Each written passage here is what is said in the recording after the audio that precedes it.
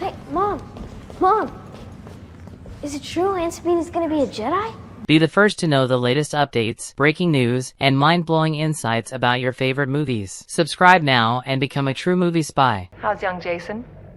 Fine, Chancellor. In fact, he's on board.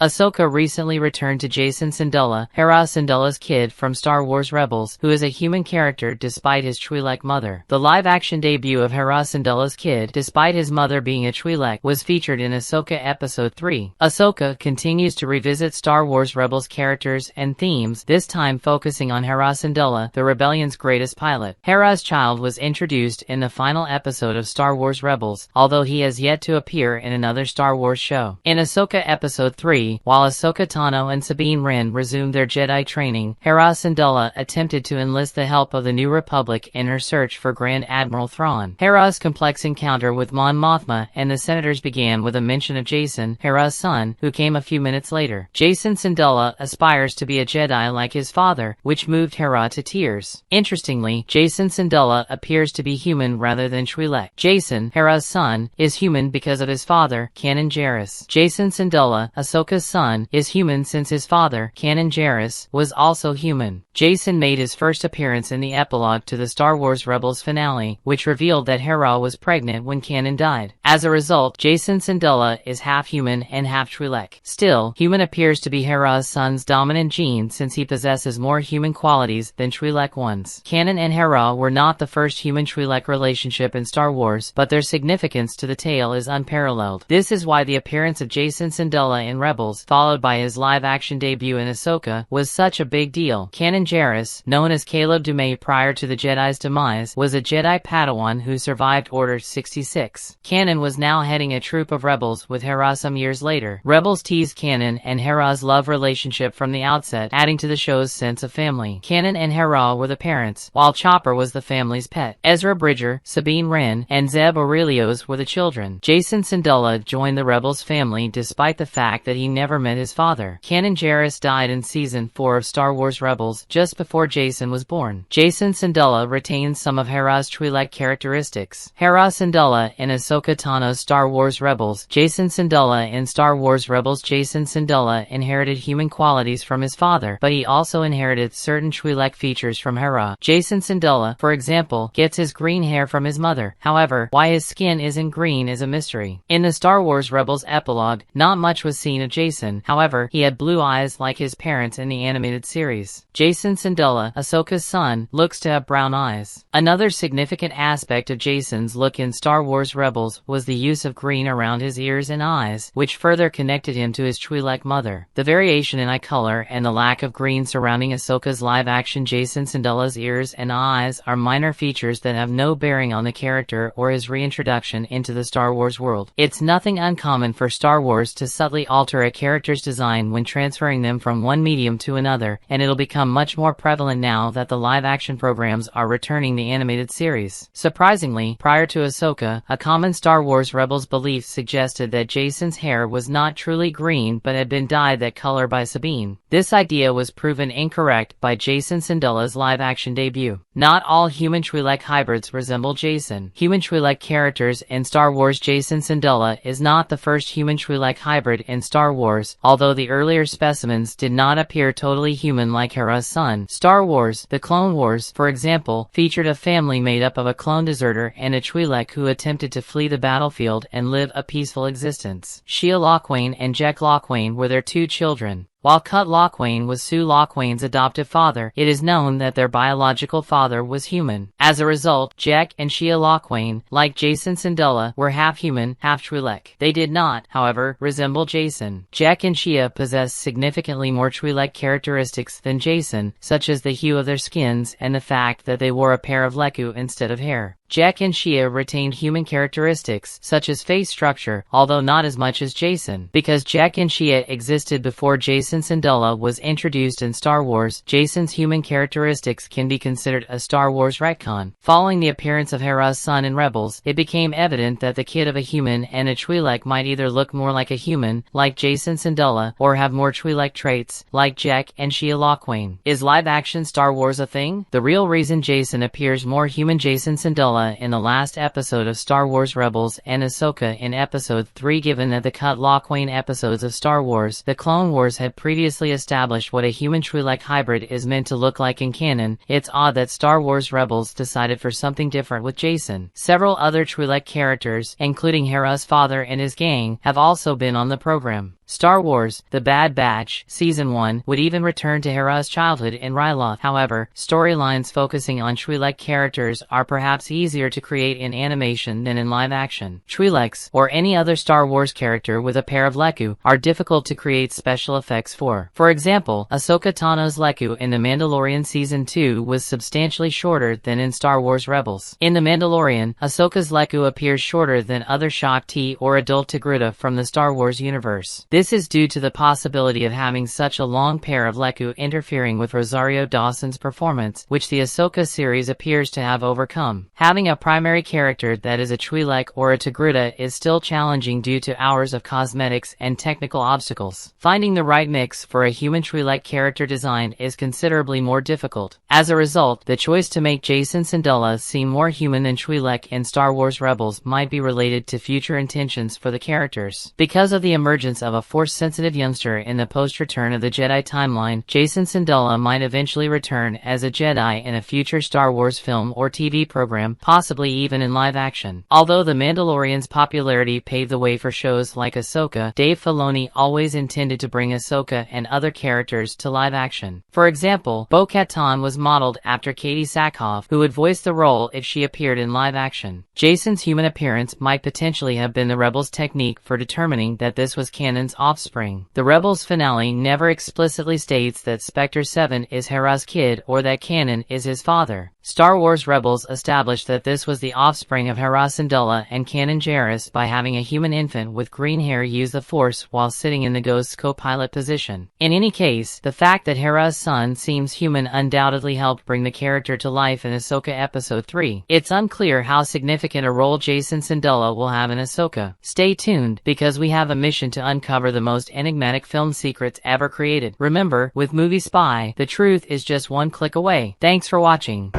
Jedi have taken refuge in the forest.